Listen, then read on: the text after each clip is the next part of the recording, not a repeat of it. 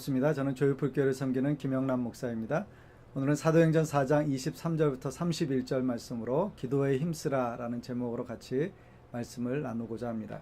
제가 먼저 본문의 말씀을 읽어드리겠습니다. 사도행전 4장 23절부터 31절입니다. 사도들이 노임에 그 동료에게 가서 제사장들과 장로들의 말을 다 알리니 그들이 듣고 한마음으로 하나님께 소리를 높여 이르되 대주제여 천지와 바다와 그 가운데 만물을 지은 이시여 또 주의 종 우리 조상 다윗의 입을 통하여 성령으로 말씀하시기를 어찌하여 열방이 분노하며 족속들이 허사를 경영하였는고 세상의 군왕들이 나서며 관리들이 함께 모여 주와 그의 그리스도를 대적하는도다 하시니로소이다. 과연 헤롯과 본디오 빌라도는 이방인과 이스라엘 백성과 합세하여 하나님께서 기름 부으신 거룩한 종 예수를 거슬러 하나님의 권능과 뜻대로 이루려고 예정하신 그것을 행하려고 이 성에 모였나이다. 주여 이제도 그들의 위협함을 굽어 보시옵고 또 종들로 하여금 담대히 하나님의 말씀을 전하게 하여 주시오며 손을 내밀어 병을 낫게 하시옵고 표적과 기사가 거룩한 종 예수의 이름으로 이루어지게 하옵소서 하더라. 빌기를 다음에 모인 것이 진동하더니 무리가 다 성령이 충만하여 담대히 하나님의 말씀을 전하니라. 아멘. 그리스도인에게 기도의 중요성을 다시 언급하지 않아도 될 만큼 우리는 잘 알고 있습니다. 기도는 영혼의 호흡이며 하나님과의 대화입니다. 또 우리의 신앙의 가장 중요한 기초라고 할 수 있습니다. 그런데 아이러니하게도 우리가 기도하지 않습니다. 기도하지 않는 것은 우리에게 있어서 커다란 모순입니다. 우리가 얼마나 많이 자주 기도하는가, 우리에게 경건한 기도의 습관이 있는가, 하루에 일정한 시간을 떼어 기도하는가, 또 우리의 기도는 무엇을 위해서 기도하는 것인가, 자신 혹은 자신을 넘어서 이웃과 교회와 열방을 위해서 기도하는가 생각해 보아야 한다는 것입니다. 특별히 교회 공동체로서도 우리가 기도할 때 희망이 있습니다. 기도 안에는 찬양과 감사와 회개와 간구와 중보가 들어있습니다. 이것은 신앙의 성숙과 변화를 이루는 시작이 되는 것입니다. 초대교회에서 기도는 굉장히 중요한 것으로 인정되었습니다. 기도보다 우선할 것은 없었습니다. 그래서 사도들이 말씀과 기도에 전념하고자 교회의 일꾼들을 세우고 본인들은 그것에 집중했던 것입니다. 이 땅에서 주님을 섬기는 많은 사람들이 있지만 진정한 일꾼은 기도하는 사람이 일꾼이라고 할 수 있습니다. 성령 충만하고 기도하는 사람이 하나님의 일을 감당할 수 있다는 것입니다. 시애틀에 있는 한 교회의 목사님께 들은 이야기입니다. 그 교회에서는 회의할 때 기도한 아무개입니다 라고 반드시 기도하고 와서 의견을 제시하도록 했습니다. 그래서 교회가 그 기도 가운데서 더 건강해지는 것을 경험했다고 합니다. 교회는 기도로 시작되고 기도로 부흥하고 기도로 역사할 수 있습니다. 근데 오늘 본문에 보면 기도에 힘썼다라고 말합니다. 신약성경에 힘썼다라는 말이 모두 10번 사용되어지는데 그 중에 6번이 기도와 관련되어져서 사용되어졌습니다. 힘쓰다라고 하는 것은 열심을 내다, 충성하다, 인내하다, 지속적으로 하다, 간절함으로 하다라고 하는 것입니다. 구세군을 시작한 윌리엄 부스는 말하기를 모든 것이 당신에게 달려있는 것처럼 일하고 모든 것이 당신의 기도에 달려있는 것처럼 기도하라고 했습니다. 우리가 자신도 우리의 가정도 교회 공동체도 또 나라와 민족을 위해서도 그런 열정을 가지고 힘써 기도하는 것이 필요합니다. 기도는 거슬리며 올라가는 것입니다. 깨어있는 것입니다. 우리가 환난을 만나든 또 고난을 만나든 여러 가지 시련과 역경을 만나든 그 가운데서 하나님을 향하여서 바라보며 깨어있는 것을 의미하는 것입니다. 골로새서 4장 2절 말씀에 기도를 계속하고 기도에 감사함으로 깨어있으라고 했습니다.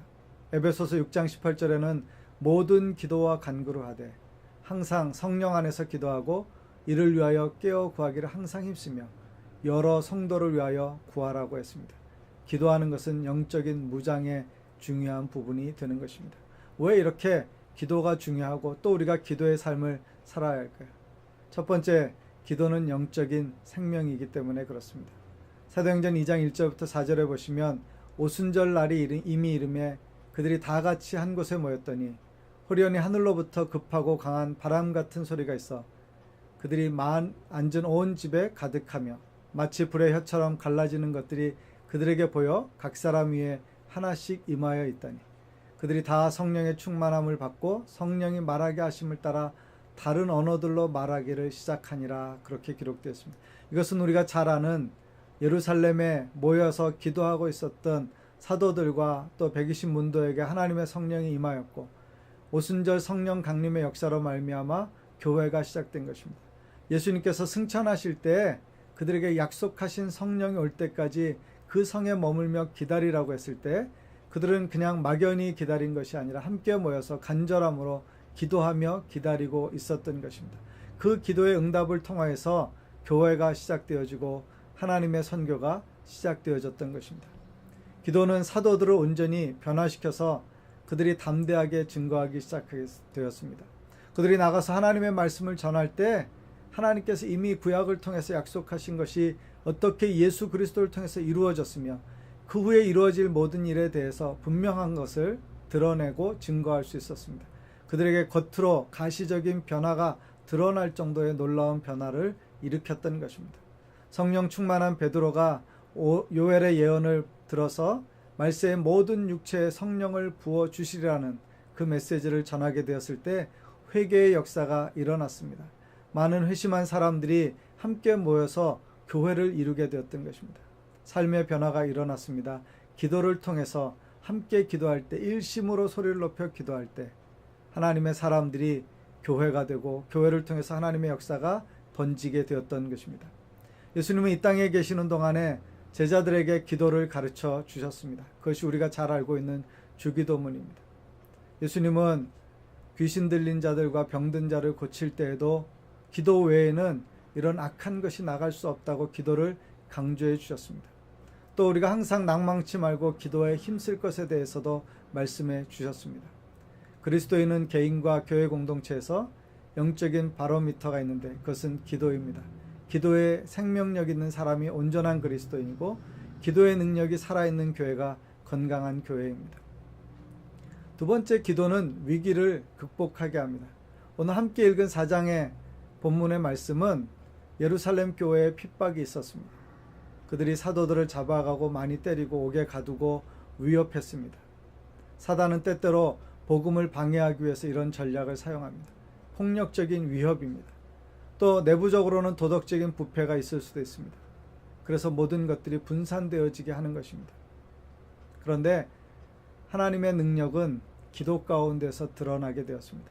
오늘 본문에 보면 그 소식을 들은 예루살렘 교회의 지체들이 한마음으로 소리를 높여 하나님 앞에 간절함으로 기도했다고 합니다. 그들은 이렇게 기도합니다. 하나님, 우리가 받고 있는 이 위협을 굽어보십시오.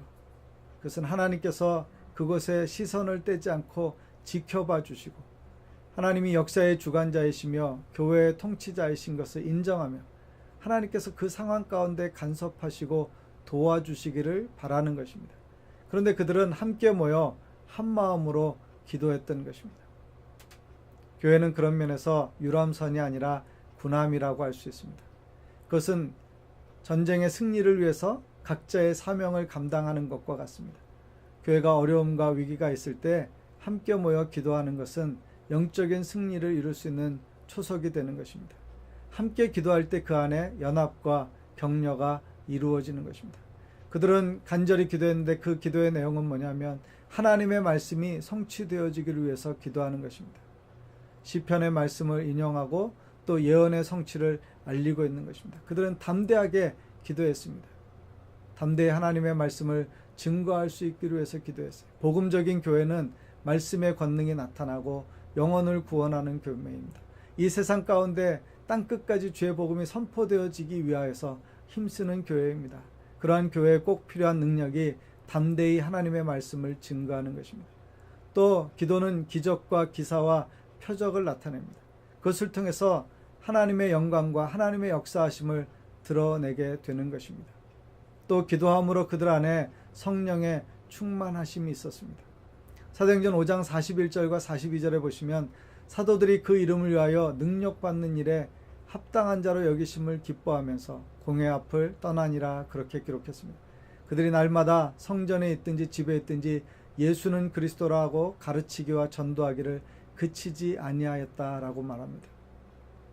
부활하신 예수님을 만났지만 사도들은 여전히 두려움 가운데 있었어요. 그런데 그 성령의 능력을 힘입고 기도를 통해서 영적인 힘을 공급받고 하나님의 복음의 역사를 경험한 사도들은 이제 나아가서 자신들이 능력받는 것을 오히려 자랑과 기쁨으로 여기게 되었던 것입니다. 그들이 예수를 위하여 고난받을 수 있는 것이 얼마나 큰 유익인가 하는 것을 생각하게 되었던 것입니다.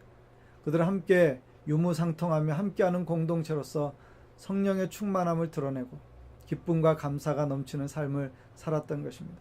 사도행전 16장에 보면 바울과 실라가 빌립보에서 감옥에 gat히게 되었습니다. 그들이 귀신 들린 여자아이를 고쳐준 일로 인하여서 그 주인의 시기를 받아서 감옥에 들어가게 된 것입니다. 그러나 그 한밤중에 감옥에서 그들은 기도하고 찬송하였을 때 하나님의 역사로 말미암아 옥문이 열리게 되었습니다. 그 일로 간수가 회심하게 되었고 그것이 빌립보 교회의 시작이 되었던 것입니다.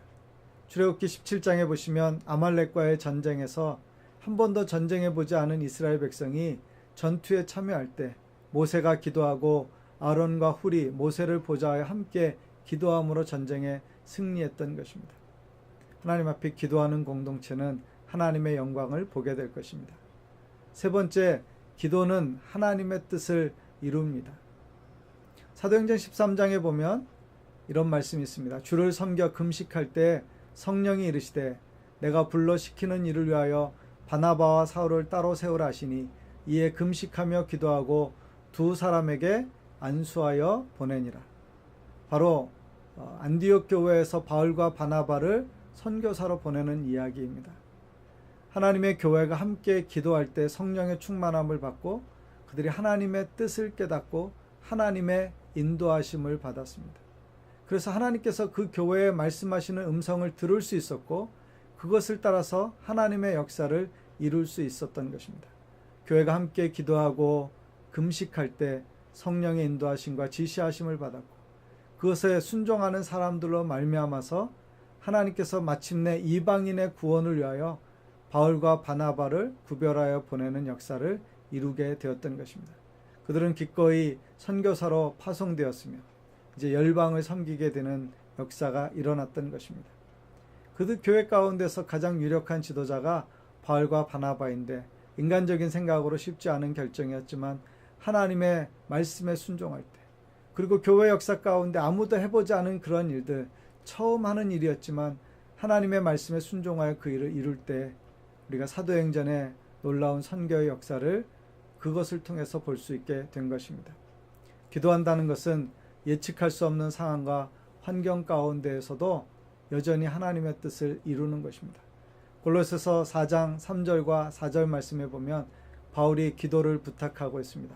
또한 우리를 위하여 기도하되 하나님이 전도할 문을 우리에게 열어주사 그리스도의 비밀을 말하게 하여 주시기를 구하라. 내가 이 일 때문에 매임을 당하였노라. 그리하면 내가 마땅히 할 말로써 이 비밀을 나타내리라 말씀합니다. 바울은 기도 가운데서 하나님의 능력을 힘입고 기도로 동역하는 성도들과 함께 나아가서 열방 가운데 그 복음을 전파하기를 소원했던 것입니다. 교회가 함께 모여 기도하고 교회가 복음의 역사를 이루도록 기도해 달라고 하는 것입니다. 지금도 우리는 이 땅 가운데서 복음의 역사를 위해서 헌신하고 있는 목회자들과 선교사들과 전도자들과 복음을 위해 살아가는 모든 사람들을 위해서 기도해야 할 것입니다. 사랑하는 성도 여러분, 여러분의 삶에서 기도를 회복하실 수 있기를 바랍니다.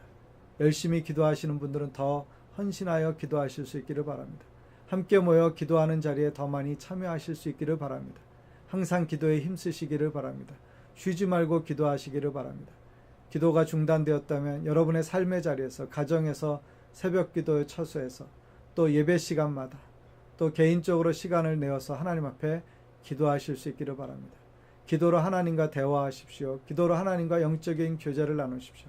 기도 가운데서 하나님과 더 친밀하게 동행하시는 믿음의 삶을 살아가시는 하나님의 자녀들이 되시기를 주님의 이름으로 권합니다.